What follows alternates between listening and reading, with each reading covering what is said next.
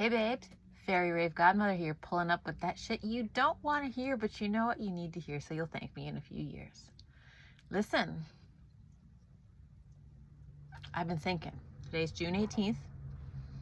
I got the date right on that one. In the other video, in the Mars square Uranus video, I said July 13th. Wrong. Today is June 18th, and there's a really interesting square going on. Jupiter in Cancer is squaring Neptune in Aries. Jupiter in Cancer is squaring Neptune in Aries, and they's both snuggled up with some of the luminaries, right? So Jupiter at 2 degrees Cancer is conjunct the Sun in the later degrees of Gemini. And the Moon shacking up with Aries. The Moon represents a sort of feminine, I ain't gonna say force, let's say a feminine wave. Yeah. And the Sun is life energy, but very masculine, life creating energy. You see where I'm going, the mother, the father principles. Yes, Saturn is aligned with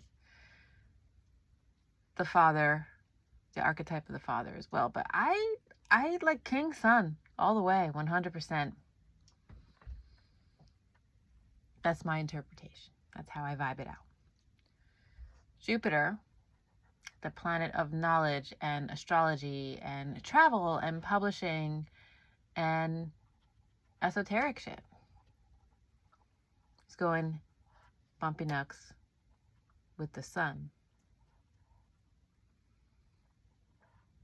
And the flutter of information, the trickstery type sort of archetype of Gemini. But Jupiter's in Cancer.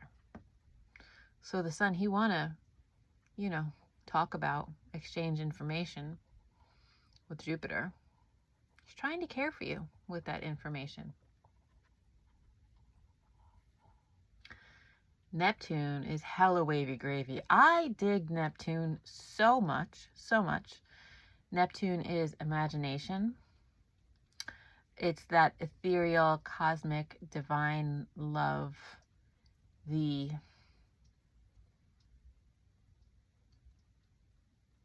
divine flow of things.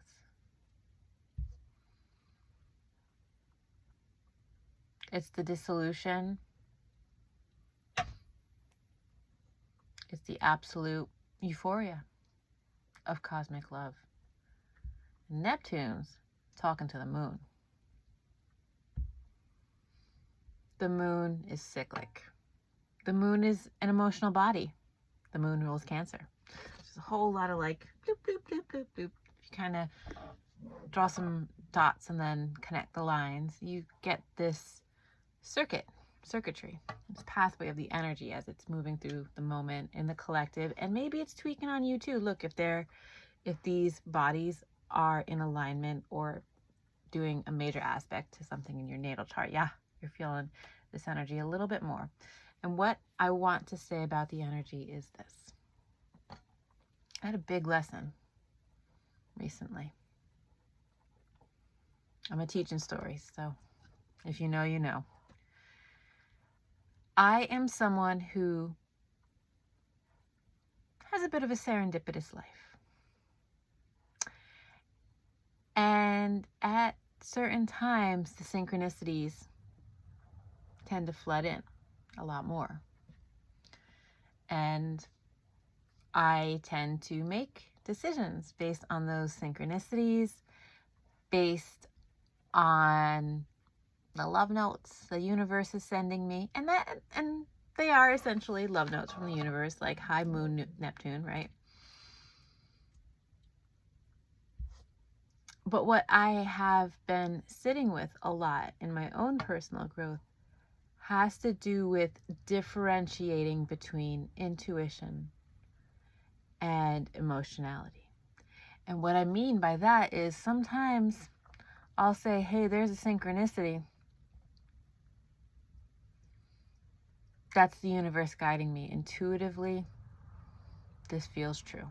And again, case by case basis, sometimes that works. But what I've noticed is that apart from individual instances of synchronicity, okay, and the synchronicity is essentially a meaningful event that happens, meaningful for you. So you are so broke when you're standing in line to get food and you don't have enough money. And then synchronistically someone turns around and says like, hey, I'm going to pay for this person's meal, or I'm going to buy something for them. Carl Gustav Jung has a famous story about being with a patient and having the patient recount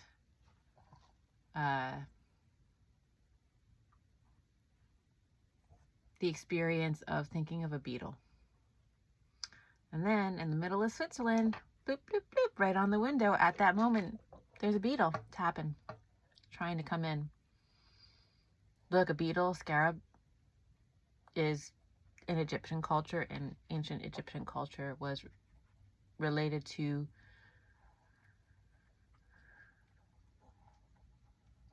rebirth and transformation. That fire cycle of life and death and rebirth and transformation that can happen in a psyche inside yourself. So in the instance of Carl Jung and the patient spoke of the beetle. Synchronistically, one appeared, and maybe, we don't know, I don't personally have client notes, but maybe that person was going through a period of deep transformation, and then you could say that beetle in itself had meaning. So it was all synchronistic, right? Look, astrology is synchronicity, okay?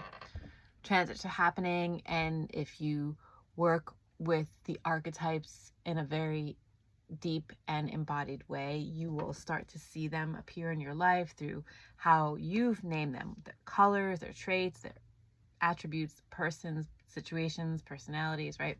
So anytime there's a transit, you go, oh, that must be ba-dum-ba-dum, and you look and you're like, oh, that is the transit of ba-dum-ba-dum, right? That's a synchronicity.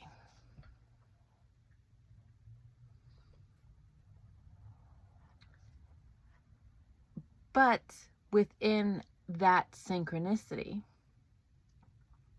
do you see patterns? Do you feel into the synchronicity as a pattern? And that's what I've been exploring, because I have synchronicities around things, and I'm seeing those synchronicities as waves. And yeah, I travel a lot and I move around a lot, so there's a lot of opportunity to bear witness to synchronicity, to see the patterns and see the waves. But I have a lot of waves of these magical helping events or occasions where I went, man, yeah, this is it. See, the universe served me up something, and this is where I'm meant to be. This is what I'm meant to do. Well, high moon, high Neptune, that magic substance emerging from the ether, Neptune, to then disappear again, faded into memory. Cycles of life in cyclic fashion, of emotionality, high moon.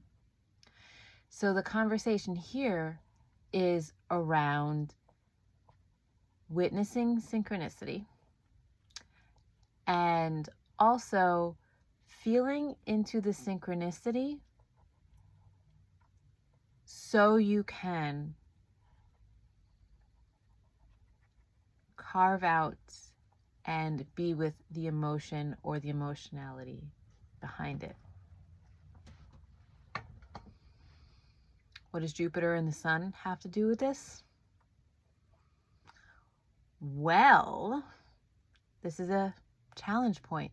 Square is a challenge point of dynamic tension. What is here present? What is coming in? And in the middle, how is this tension, this dynamic, allowing integration and emergence? What is emerging here? And I think the call here is to a deeper knowing of what your intuition is. A deeper cognitive framework for understanding how you understand the world. And this leads into, if you understand the world like this,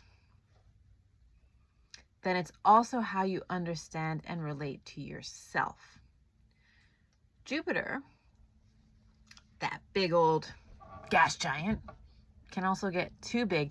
Not too big like Leo energy, like, hi, my light is so bright, but too big as in like, I got a big head. I can't fit nothing else in it. I only see my point of view. Like stubbornness. Yeah. You ever known a Sagittarius person who's stubborn?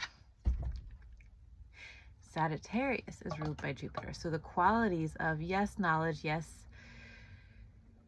enlightenment, and all of these great disciplines of inquiry, but can't get out of your own head, then what's good?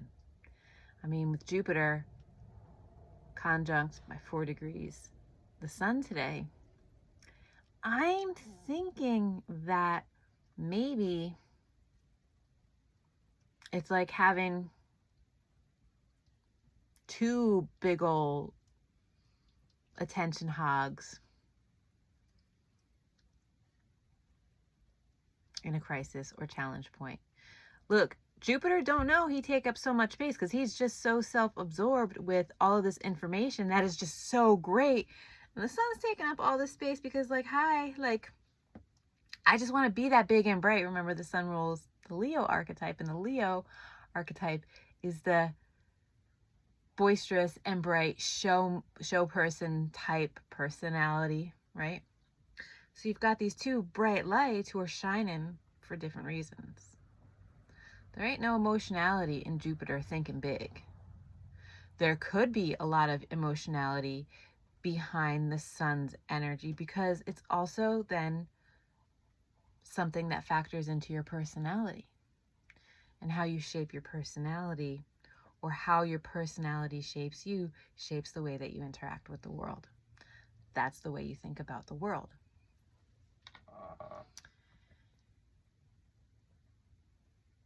If I can't get through to you, okay, moving along. If this is really resonating with you, okay, drop a like, comment. I have a workshop that I teach around synchronicity and meaning making. It's a creative writing workshop. Just, you ain't got to be a writer. You talk, right? Well, that's right, like you talk, right? But exploring this exact type of thing. And so, yeah, if you want info, comment, DM me. But I wanted to bring this conversation to bear because, again, as I've said in other videos, it ain't all doom and gloom, and it ain't all just like mind-blowing, heart-opening, gut-wrenching transformation. It's little shit like this, like the moon and Jupiter. No. The moon and Neptune squaring Sun and Jupiter. Maybe even the question to ask yourself is, how do you use emotions to fuel your worldview?